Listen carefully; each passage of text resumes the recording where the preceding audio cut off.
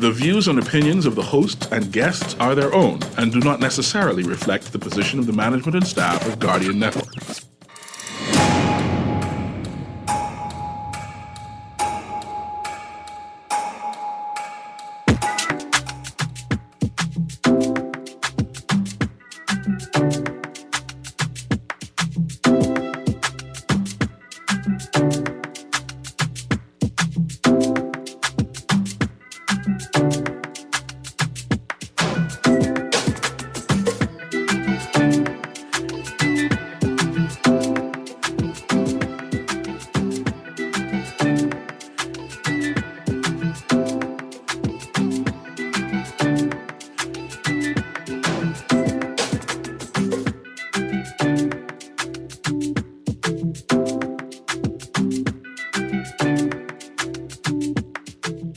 Good morning this morning and welcome back to Guardian Radio 96.9 FM, your station for fresh news, smart talk all day. It's Wednesday, the 9th of August, 2023, and you're on the clock with Erin, Greene. Now, you know, if it's a Wednesday, it's a on-the-clock Guardian Radio AM mashup session. Cecil Nuri is on his way up to the studio, apparently for the troops. We're going to have a lively discussion this morning about what's in the news. Again, it's Wednesday, the 9th of August, and let's start the show with our Sand Dollar Live read. Tomorrow, Thursday the 10th, and Friday the 11th of August, Central Bank representatives will be giving out Sand Dollars at Fresh Market, Old Fort Bay location. Show your Sand Dollar-enabled digital wallet at the door and receive $20. Spend $18 or more in Sand Dollars at the register and get $5 back when you leave the store. This offer is limited to the first 100 customers to show their Sand Dollar-enabled wallet at each location. One top-up per person, so as many people as possible can experience the Sand Dollar. For more details, visit any of the Sand Dollar social media pages or call 302-9880. That's 302-9880. And now on to our on-the-clock Sand Dollar Trivia giveaway. Every day for the next 2 months, we'll be giving away Sand Dollars to digital wallet holders. Every week, players can win up to $300 in Sand. To win, you must have a digital wallet and answer the trivia question correctly. When you call in, give the producer your name and number. Hold the line. If you get the question correct, you'll be transferred back to the producer to confirm your information. Listeners are restricted to one transfer for the duration of the competition. You can only win once. Again, you can only win once. So here are the numbers to call: 323-6232, 325-4316, 325-4259, and 242-300-5720. That's a toll-free number for people in the Bahamas, but not in New Providence. And again, the text line is powered by BTC. 422-GR96, that's 422-4796. Here is the first question of the day. When was Dr. Joseph Robert Love born, and when did he die? When was Dr. Joseph Robert Love born, and when did he die? First question of the day, 323-6232, 325-4316, 325-4259, 242-300-5720. Remember, if you're answering by text, your digital wallet information has to be in the text with the correct answer, all included in the same text. Again, you can only win once. We're looking for the birth date and the death date for Dr. Joseph Robert Love. Good morning, Mr. Nuri.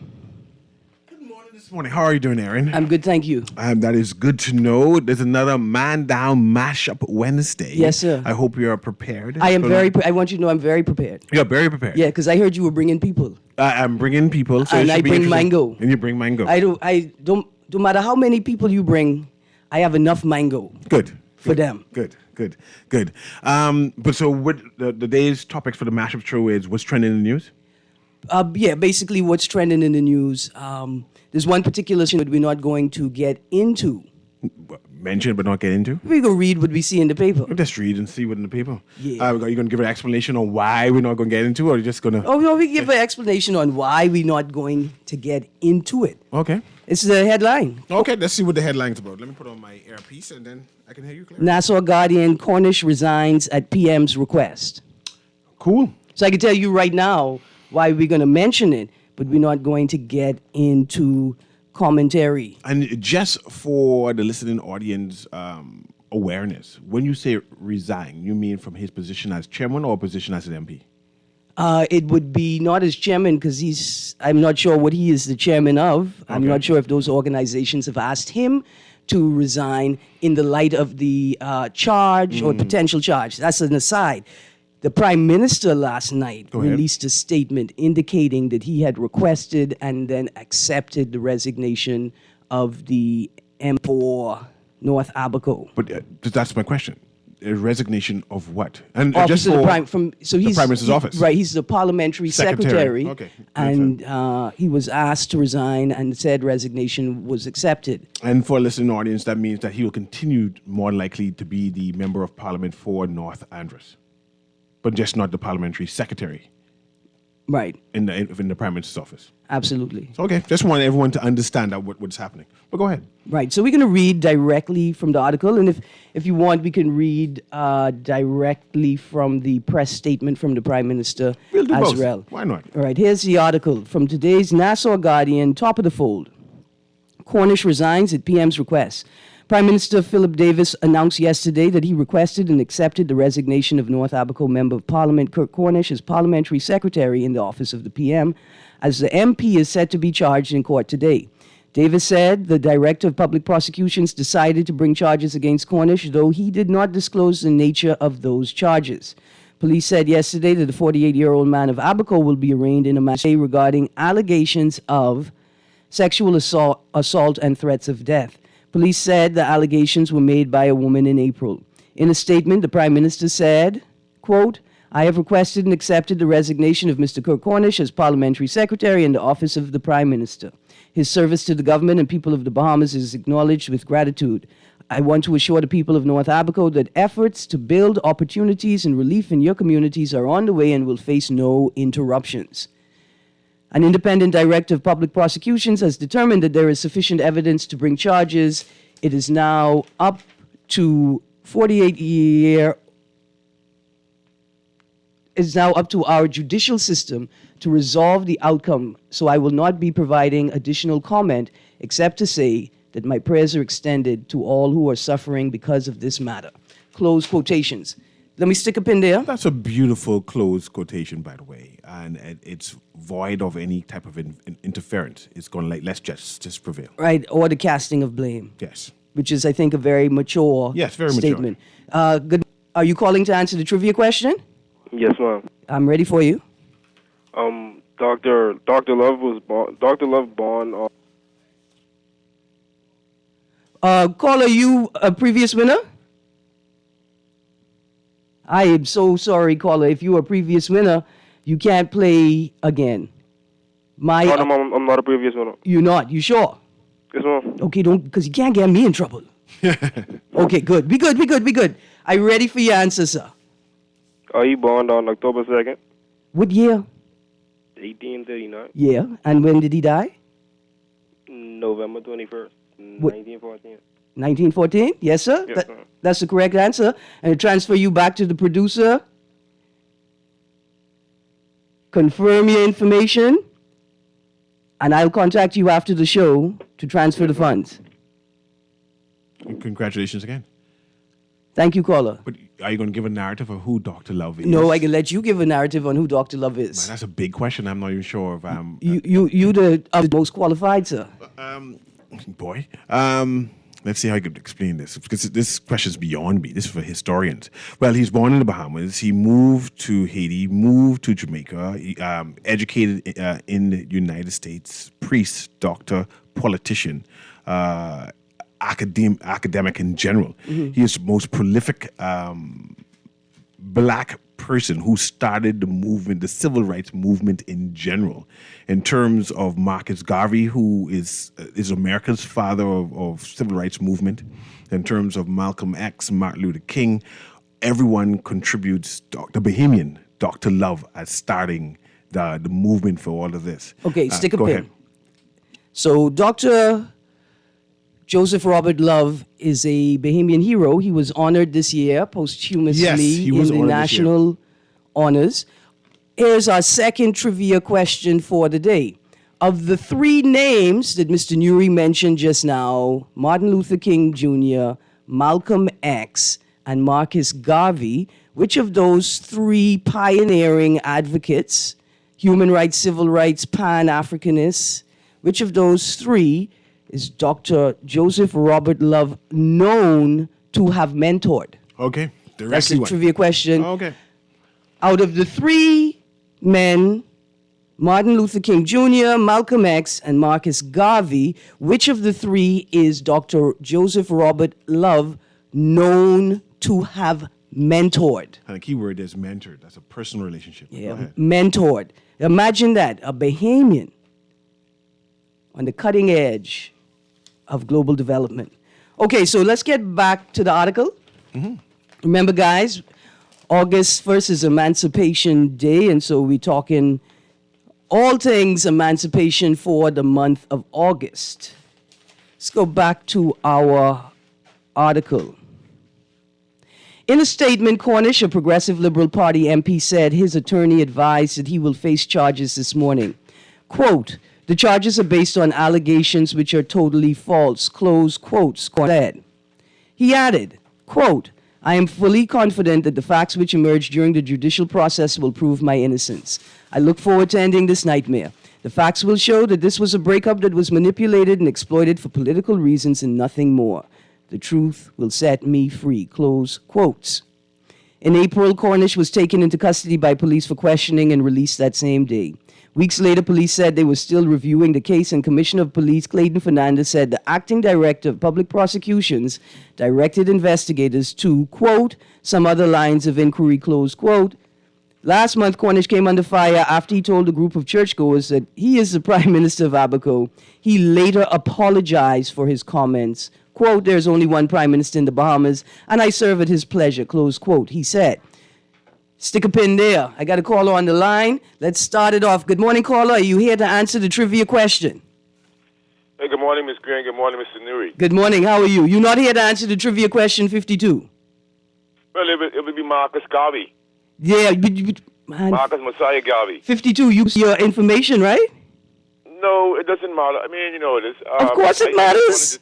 I mean, I guess I could. I just came on the line and I didn't have a chance to talk with any producer. Well, 52, I'm going to call you. You better have a $100 wallet by the end of my show, please. I don't even have a dollar. You don't have a sound.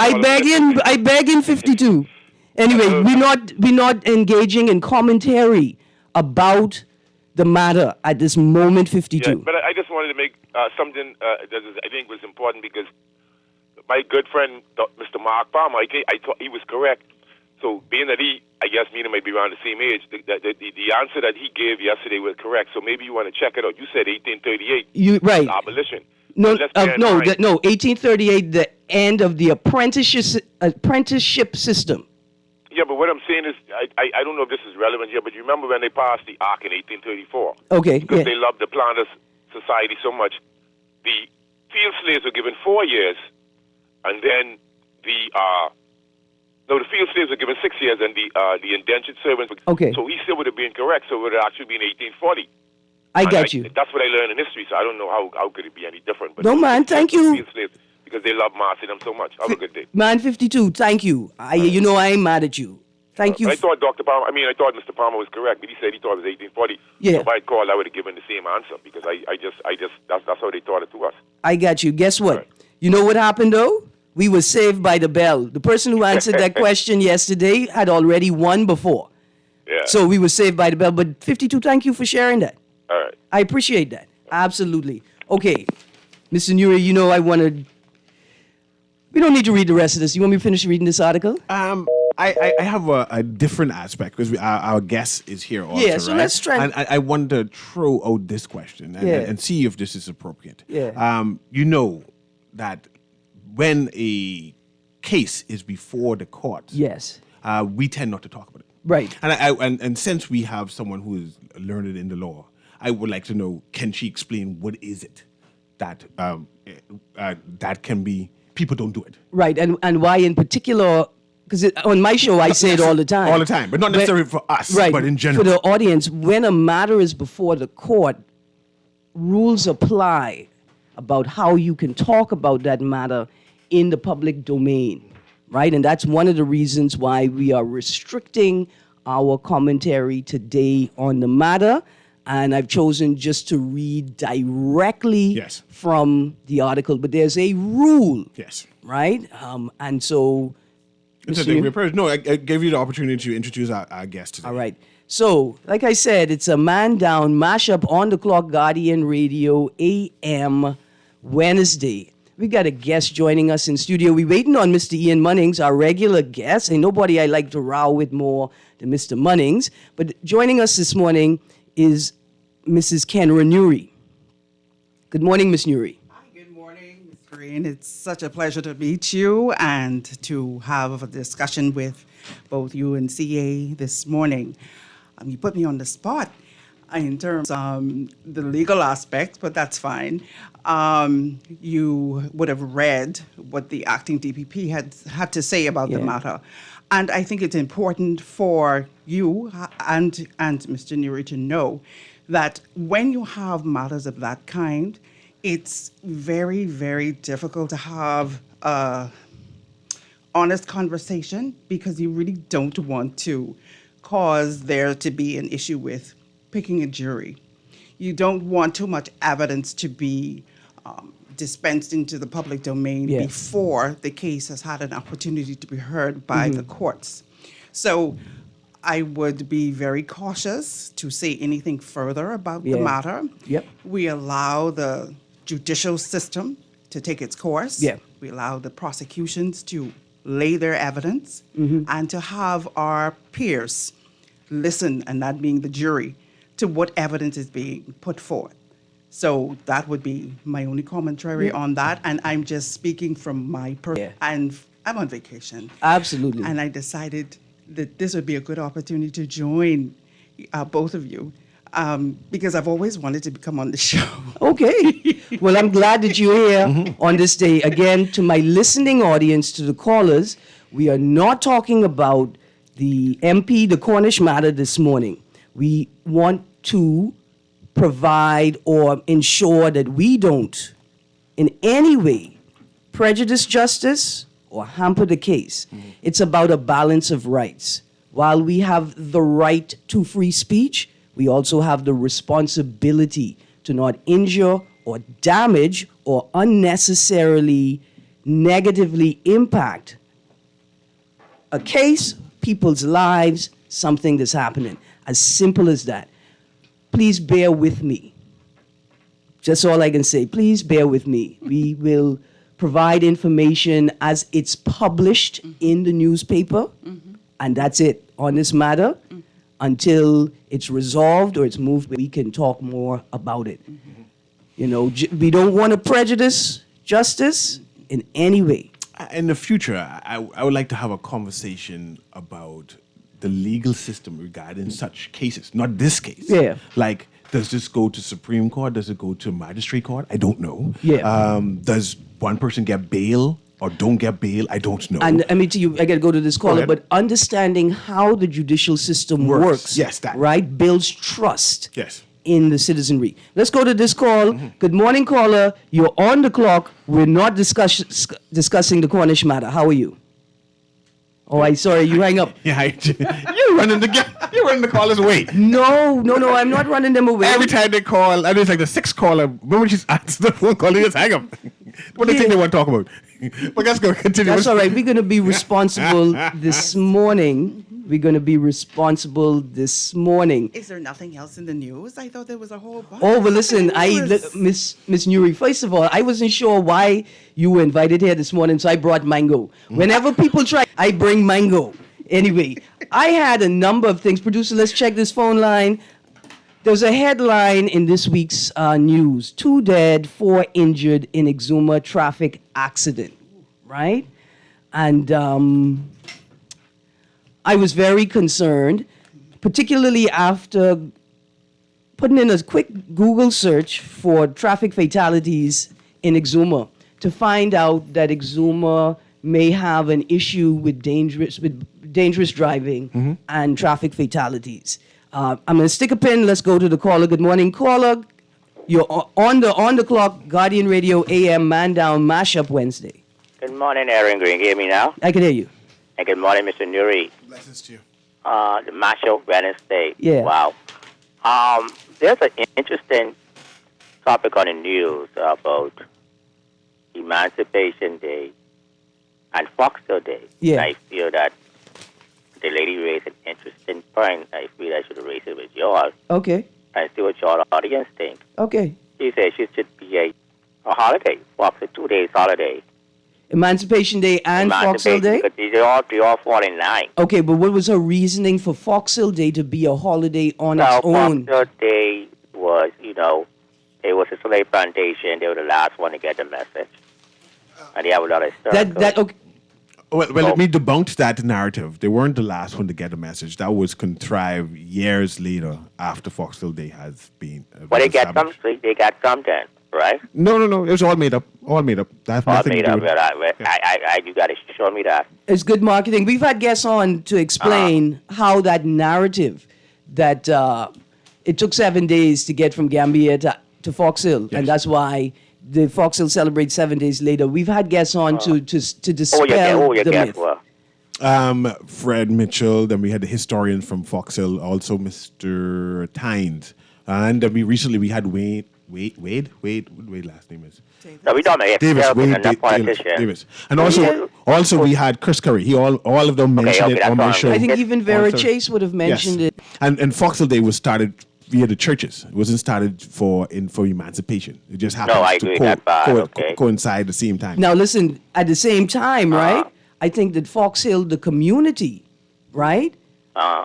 One of the communities on New Providence that has expended the energy of detailing their history and their cultural evolution, right? I think Fox Hillians should sit down and look at the entire history and figure out how to petition for a holiday for Fox Hill. Yes, of course. First of all, I like we have holidays. too much holidays. First of all, I like holidays, Mr. Nuri. But it depends on how rich the history is. Man, look here, it's so rich when I ask. It's so rich, listen, it deserves a holiday. Pumpkin Eater, it's so rich when I ask the song, what does Don't Mind Livingston Josiah's the JP, right? When I ask people to say what that mean, they call in and say, do you all know a man by the name of Bagado? And Bagado used to sit on the wall at Miriam Roker, the educator's house. And he was the comedian. And the people tell me, this is the part here, Pumpkin Eater.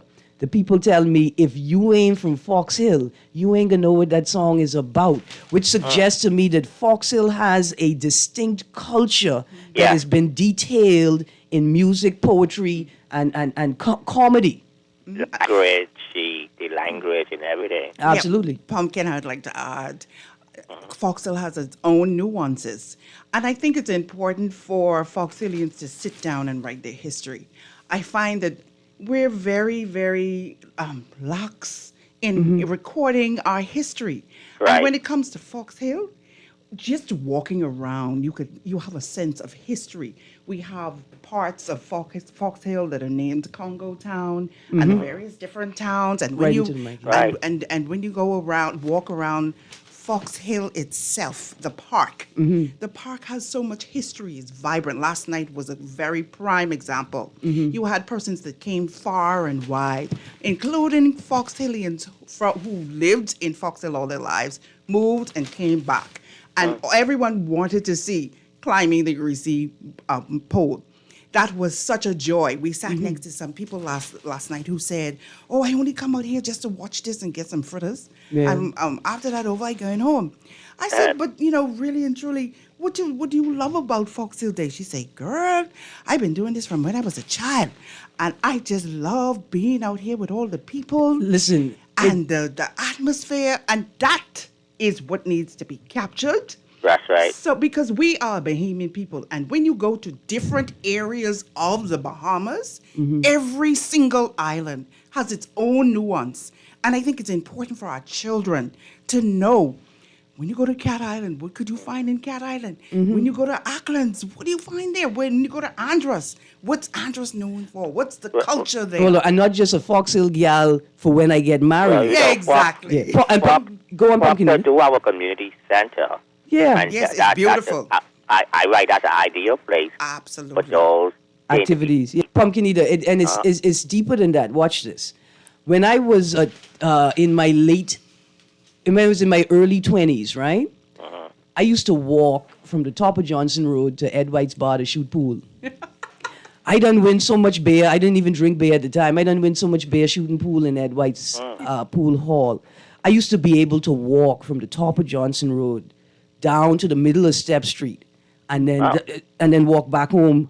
In fact, I got robbed one time, and when I get robbed, I say, "Boy!"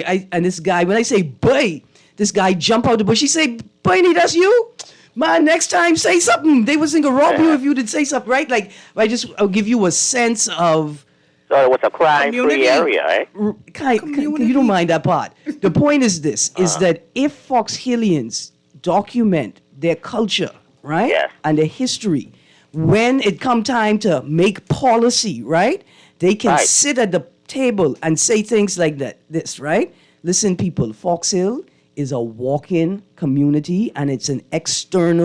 People enjoy and their recreation time outside of their homes, it's which means beneficial to- which means that you need to have lights. Right. You need to have street lights. You need to have lights to light up the road for pedestrians crossing the road.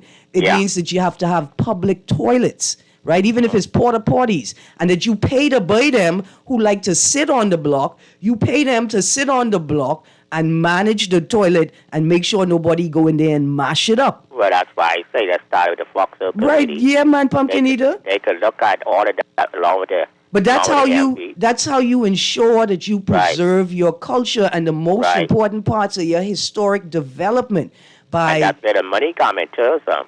but no, listen, the money comes in when you, the Fox Hillians, can present policy Right. papers to the government. Of course. And you could sit down and say the Fox Hill Association, in collaboration with the other NGOs and civic organizations in Fox Hill, have developed a 10-year, 20-year, 30-year plan that shows the economic value of roadside fruit vending.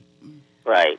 To- But you remember what I told you? To show the government that they have to raise the sidewalks. They have to Oh, definitely make it provide, right? They have to provide the things to enable people to make Right. money the way that they can. Right. Yeah. But you remember I told you we celebrated 50 years. Yeah, Where do we go for the next 50 years? absolutely. It's the plan right here. Yeah. Thank you, Pumpkin Eater. Have a good day. Yeah, man. And Fox Hill could be, 'cause I mean, Fox Hill is, right, a trailblazer for communities. Fox Hill is the community that said, look here, outside of, we no constituency, we're a community, right? And they've held their community identity within the political constituency construct. And I think that's very important for community organizing. I see you got a red light there. Good morning, caller. Good morning, caller. You still there? Yeah, good morning, Miss Greene. How you doing? Now listen. Morning to you and your guest. Yes, sir. Now listen, we ain't talking about the corner. But Cornish. Good, I thank ain't you. one but Cornish hen. I ain't one but Cornish hen. I can eat some Cornish hen later. Yes, sir. I'm in a question. But listen to me. Uh-huh. Fox Hill has such a rich history. Mm-hmm. I was working at a government entity, and we had about 4 or 5 people that used to live in the Fox Hill area, and they never come to work on Fox Hill Day. Never, never. And the man couldn't say nothing to them because they ain't coming. So what happened is they had a girl used to hang with them, so she used to have to come to work. You know the girl going and look for an apartment in Fox Hill? Yes. She has to live in Fox Hill to get that Tuesday off. Yes. You're not compelled to go to work on Fox Hill Day if you are a true Fox Hillian, you know.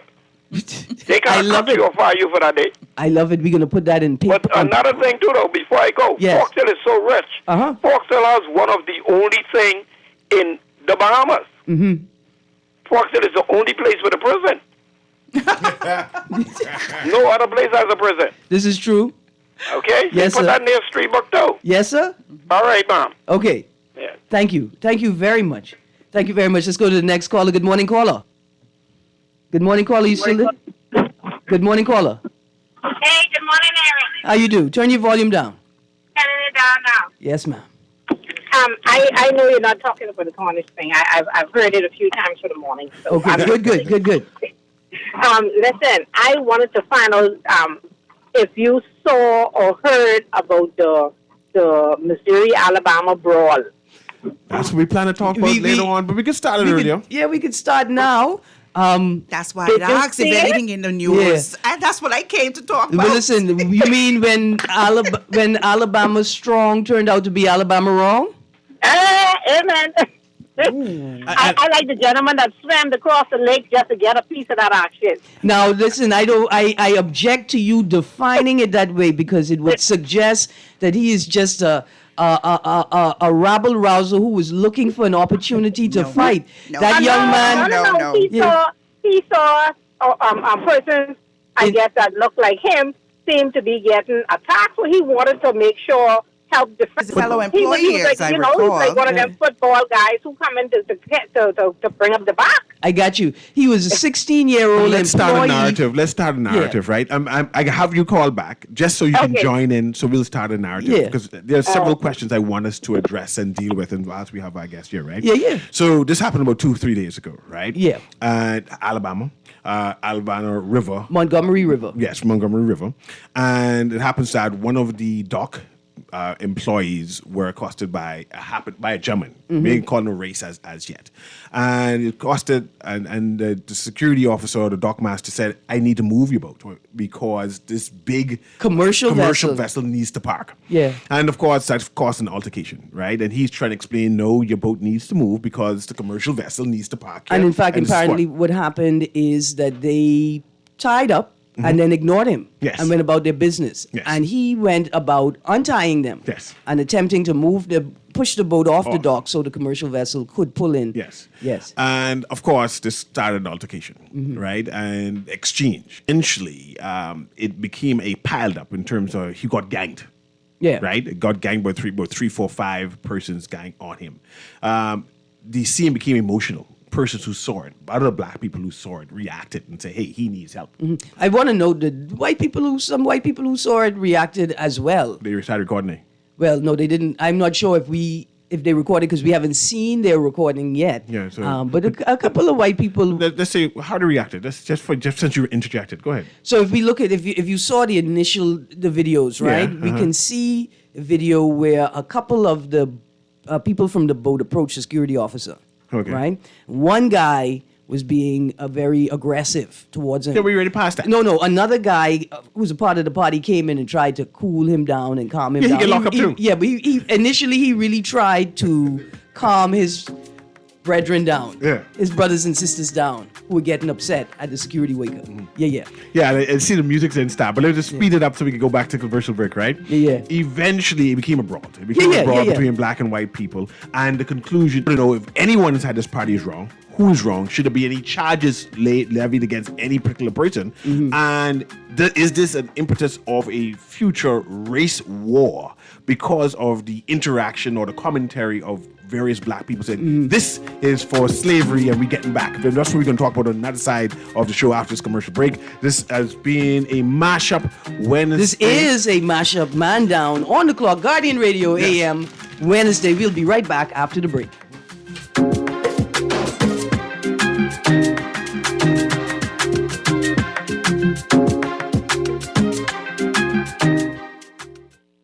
Boy, why you look so mashed up like clothes at the washer? No, boy, just a hard day, boy. Hard day. What happened? The breakfast lady ran out of tuna and Gretzy. We need to start joking about everything, This serious, boy. This real serious, boy. Boy, what's serious? Tell me. All right, well, today, boss gave us, boy, one big contract. And nobody else get a chance and nobody say nothing. Boy, you know that ain't right. You know government contracts ain't supposed to go that way. Yeah, but nobody's saying nothing. Boss man just tell people to sign the papers. Then he send me to meet his boy downtown and collect this envelope. You need to come a whistleblower. You know I's a real man, but I never blow no whistle. I be drunk all my life in Junkanoo. No way. A whistleblower is someone who tells people what they see when they see something wrong happening at work. But I ain't no whistleblower, and I ain't no snitch. I still white there, you know. But ain't nobody can know it's you. All you gotta do is call Crime Stoppers, or you could text them from inside the Crack Crime Bahamas app. They don't ask about you, and your call goes straight through to Miami, so nobody know you is. And if you text, your message get mixed up like Kong Salad. Call 328-8477 from Nassau or 242-300-8477 from the Family Islands. Okay, school bag, books, pencils, uniform. Oh, Lord. And I gotta buy snacks, too? Just lay it on the line. The Guardian Media Group and AML Foods want to help families in need with our first ever Back to School Snackathon. What's a snackathon? Well, we want to help by assisting in donating school snacks to children that may need them as they head back to school this year. To be a part of our snackathon, all you have to do is shop at your favorite Solomon Superstore or Fresh Market. At the store, you can donate existing loyalty points, or you can donate cash directly at the register. Every single penny will go towards purchasing snacks that will be donated for distribution by the Bahamas Feeding Network and Hands for Hunger. Together, we can ensure that every child that opens their backpack this year will have a snack and a smile. Get involved, get involved. Get involved, get involved. Get involved, get involved.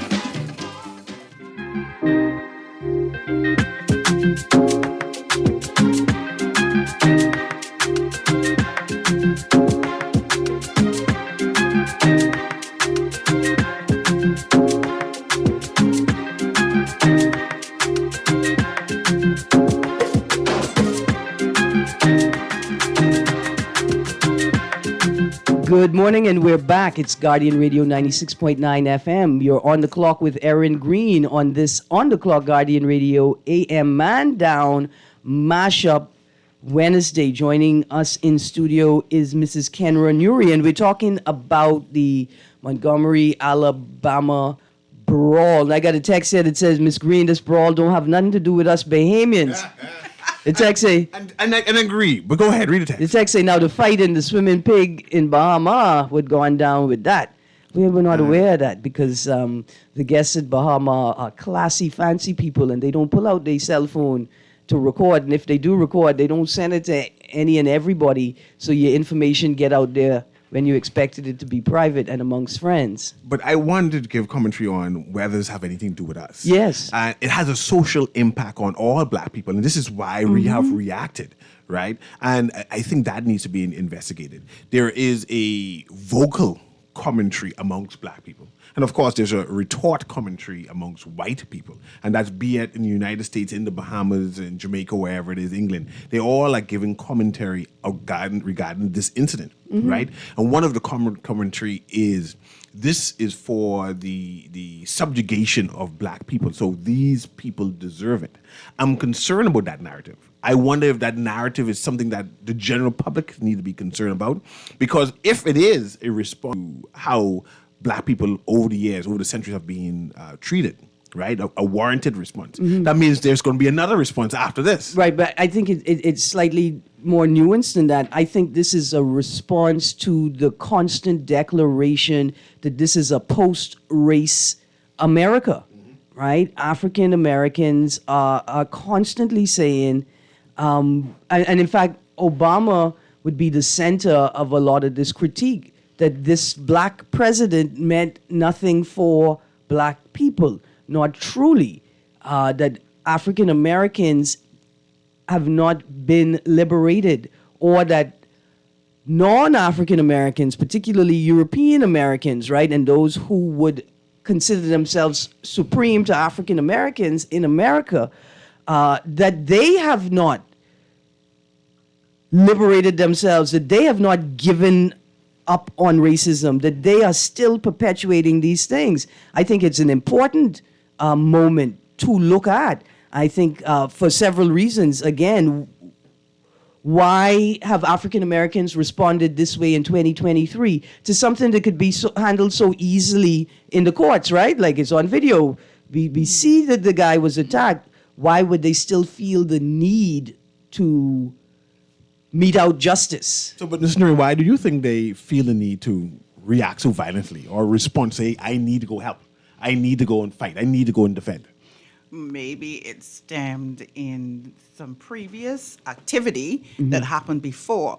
I read a few things online that indicated that there had been some history with this family and this particular worker. And so it may have stemmed from that. But the fact that you had a whole mirage of persons come to assist him made me think that perhaps there was some kind of underlying prejudice or even concern for that particular employee, that they felt the need that they had to step in. I don't know. I had asked what was the significance of throwing his hat up. Yeah. I didn't understand, but perhaps it was his sign of frustration. Well, you know, now that you say it, right, people are saying, oh, that's the bat signal.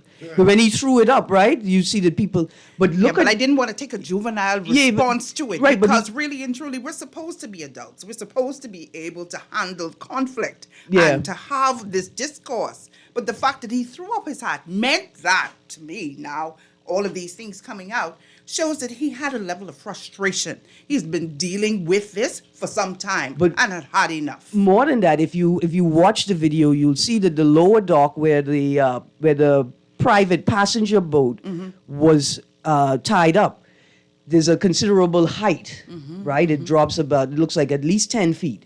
And so I think, like you said, that these pleasure cruises have created issues at this dock before. The dock staff are aware of them. This particular worker has interacted with them. I think that throwing the hat in the air is a protocol. That's a signal for real that I have a problem. I as high in the air as I can. To alert his employer, to alert the people on the upper deck, perhaps. right? That there's an issue. I didn't get none of that, no. I thought he quit. You know, a frustration when you take off your apron and you just throw it down and say, okay, I off the clock. I think he threw it up to say, man, the hell with this job after this. I can share some more information with you. It turns out that apparently this dock site was previously, hundreds of years ago, the site where they sold enslaved Africans. Yes. Right? So And they sold Africans all over the United States. Every dock, every site, every part. This particular dock, right? I'm sure the other docks too. Let me throw it out. Look at these people. Let me throw it up in the air, Mr. Nuri. It's Emancipation Weekend.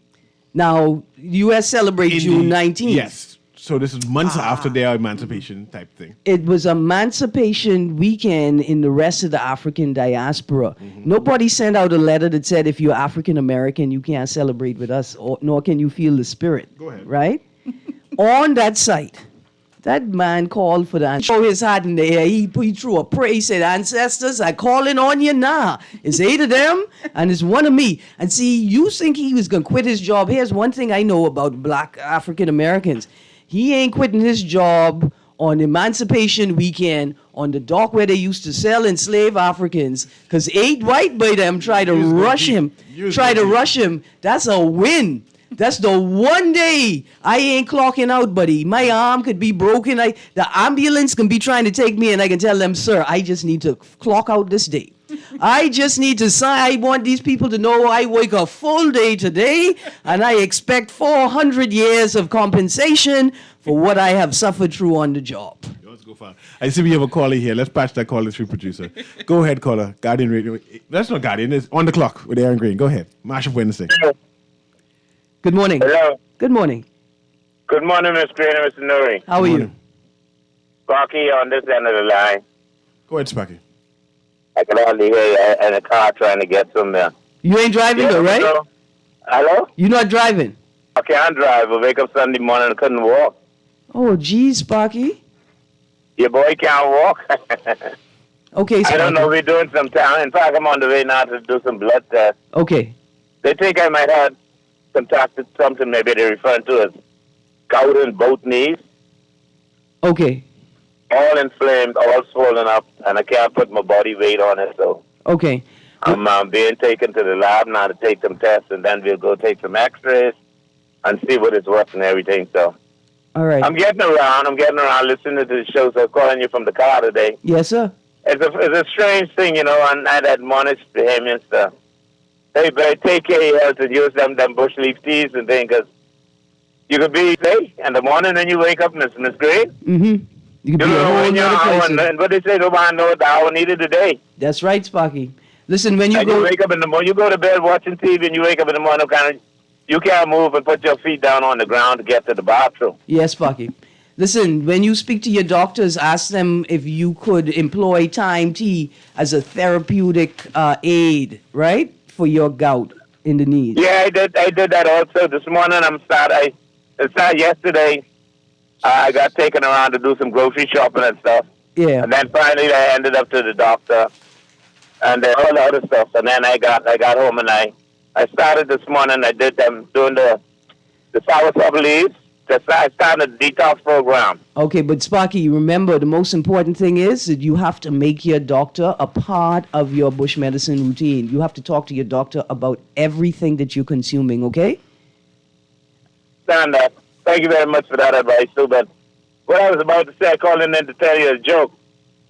And the Foxville, they saw all the ceremonies and everything like that. Yeah. And they had a lot of fun. Yeah. You know, the community of Foxville is also the only community in Nassau where they sang a song about a lady, I want a Foxville gal, right? That's right, Sparky. I told you that story. That's my aunt, right? Sparky. Yes, I know Sparky. That's your auntie. But hold on. Yeah. The story is the Foxville gal ain't from Foxville. That's something me. The Foxville gal from the corner of Shirley Street and Camp Road. Yes, sir. But she was a star. She was the Foxville gal. I got you. Thank you so much, Sparky. Happy Foxville Day to all your brethren and sisters up there in the East. Yes, sir. Straight from the Princess Margaret, not the Princess Margaret prison, the Queen prison, anyway. Yeah, there you go. We know what you Pray say. you feel better soon. Yes, Sparky. In fact, the nation prays. We're going to be praying with you, Sparky. Thank you for calling in. Thank you for sharing the news. And thank you for reminding us, right, that even the Foxhill, the most Foxhill of Foxhill gals wasn't from Foxhill, but she knows she wanted to be from Foxhill. What's up, May? And I wanted to also add that in the Bahamas, we've had tourists, right? Yeah. Just happen to be Anglo, right? Who has had altercations with our police. Uh-huh. And then we see that regular citizens joined in, right? And Yeah. to protect our police force officers. right? Yeah. And of course, and we even had an incident in a restaurant when the wedding party got disorderly and started altercation with the staff, and then the staff joined in, right? But this, because these things happen, Yeah. right? Especially in tourism and in the Service industry, yeah. right? But this seems different based on the subsequent narrative of people who watched it. Right. Not necessarily people who participated. It's just that the people who watched it is given a different type of interpretation of what happened. All right, let's go to this call and then let's go back to Miss Nuri because she has some background information that may help us understand better what happened at the Montgomery River. Good morning, caller. Caller, this is Sarkin Voice along with you on your panel, Erin. Good morning, Bremen. How are you? We need justice, law, and order in this country here, the Bahamas. Yes, sir. But I'm holding, thank God. Yes, sir. I am forced to ask you this question because I constantly think of it. One is, when I was a youngster, right? Uh-huh. Before I was a teenager, my daddy used to take me in Foxhill. And Foxhill used to be scornful with dilly on the ground. Yeah. Okay? Now, recently I've been up there, and, man, I was standing outside a shop. I was looking for something, and I was standing up to wait on the jitney. Hold on, I was standing outside the shop to wait for the jitney, right? And out there felt, and I observed out there to be like a city now. What's happening out there? In Foxhill. Right. Yeah, I can't see, right? Yeah. And in those days, I could have seen. Foxhill is going through rampant and rapid development of small commercial enterprises in the community, right? And I think if I could speak from what I see, I think what's required is for the Fox Hill Association they need to initiate a Fox Hill Business Association. And the Fox Hill Association and the Business Association need to partner up, and they need to sit with the constituency office, right? Because they need town planning, but they also need to have a pivotal role in the policy making about their town planning. Right? Boy, it's decent up there nowadays. A lot of economic development with small businesses, but those small businesses need to be facilitated to communicate with each other, because they could each be evolving faster and more sustainably And feed off of each and other. feed off of each other if they work together. Agreed. Here's another issue, and there's a perfect example. With the rapid economic development in Fox Hill, right? And the cultural aspect of Fox Hill, of the roadside vending, it's obvious that Fox Hill needs a car plan. You got too many walking people in Fox Hill for cars to park on sidewalks and for cars to park in the areas that pedestrians use. Now, the problem is this, is that the businesses, because of the nature of the upstart of the business, they're taking advantage of access to a lot. The lot is not necessarily designed for business and is not set up for parking, right? And so one of the first things that should be done is form a business association, partner with the Fox Hill, the General Association, work on that. Where can sidewalks be put in? How and where do we need to raise the road because of extreme flooding, right? drains. Because people with cars are endangering pedestrians because the car don't want to be in the water. And the streets are wide. I noticed that. Well, some parts of it are very wide, right? Right. And so that's a part of the next 50 years, like Pumpkin Eaters say, planning for the next 50 years. Fox Hill would be a great model. Right? Yeah, Because very much so. Fox Hill still has a blend of city and country and rural and island. Right? Like the community I live in, people don't move out of there unless they have to, because it's a lovely blend of island and New Providence City. Oh, thank you. Yeah, man. Now I got a picture of what's happening. Yeah, man. Thank you. You're welcome. You're welcome. see you. And so the larger business establishments should spearhead. They should lead the way. They should use their resources to begin the organizing and then find a way for the smaller businesses to contribute economically, right? Yeah, because what I've noticed, right, businesses I've been to up there, they have their business like way in, not too Close too to the much road. on the street. Yeah. You see? And that's because of the lack of parking, and because it was a walking community, it was a horse and cart community. And so the development, they have to develop in pace with one another and in alignment with one another. And that's the best way, I think, for them to go at it. Thank you. You're welcome. But surely, Erin, Yeah. I want to piggyback off of what you said, because surely there should be some responsibility of government to ensure that the infrastructure is in place. Exactly. It really annoys me that you can have a day's worth of rain and also have a puddles and rivers at certain intersections of Fox Hill. Yeah. Bernard Road in particular, near the cotton tree. Yeah. Then as you approach the Fox Hill Park, there is flooding, and it ought not to be, because there should be proper drainage. You're talking about an area that is more than 100 plus years.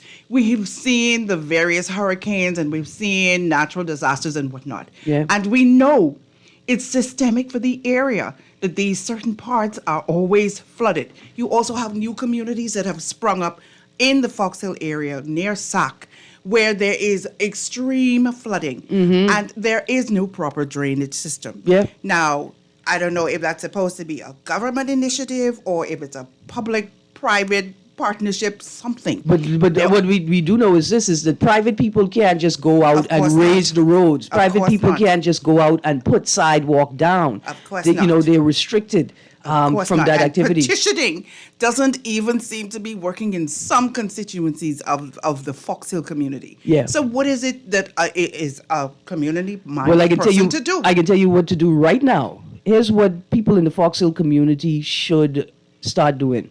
You got excess water everywhere. You got pumping companies located and based in Fox Hill. You petition those, right? We're going to collect the water. We're going to build a storage container. We're going to collect the water. We're going to clean the water. And then farmers can access the water for irrigation purposes in the dry season. Now, I know with all the rain, a lot of people, y'all don't even remember what a dry season looked like. We've had torrential rain. But there will come a time when there's a dry season. And imagine you could be collecting this water and cleaning it and then making it available to people with agricultural pursuits. And then those people in the community who do rely on their fruit trees and community fruit trees for economic revenue, you water them. You have access in the dry season, you just water them, right? And you have to wait on the government to do that. You can build your own facility to store the water. You get the pumping trucks to collect the water and distribute the water when necessary. And you figure out how to pay them. You figure out how to generate enough money to cover the cost of the service. That's what it boils down to at the end of the day. Yeah. For it seems for all of those kinds of very brilliant idea that is something that's absolutely needed. But the irrigation and the purification of the water is necessarily going to cost a lot of money. And then that's the part that we have to figure out. That's the part we have to really another figure thing that we don't think about, right? How our personal culture impacts community culture. Watch this. We have a lot of properties that need to be remediated. They need to be renovated because they are in disrepair, but the condition of the property is now a nuisance for the wider community. The property is not being repaired because families are still in contention about who has ownership, who can put the money in and who can get it out. Communities are falling apart because people have this attitude that I have money, I don't have to talk to these people, I don't have to resolve this, I could live my life. Meanwhile, your community is waiting on this matter to be resolved so it can move forward with community development. That's a serious social problem that we have. Absolutely, that impacts at a community level and a national level. That's the music. That means it's time for us to take a break. In the break, we're going to have a competition to see who could finish this mango face. Me and Mrs. Newey, Mr. Newey can't get in. This one is because it's a man down. Mashup Wednesday on the clock, Guardian Radio AM. After the break, we're going to pick the conversation back up. I want to talk about traffic fatalities. I want to talk about me watching the boy pave the sidewalk in a puddle. Bahamians are brilliant, I say. We're going to a break. When we get back from the break, Mr. Newey is going to take control of the mic. You've been on the clock for this portion of the show. We'll be right back.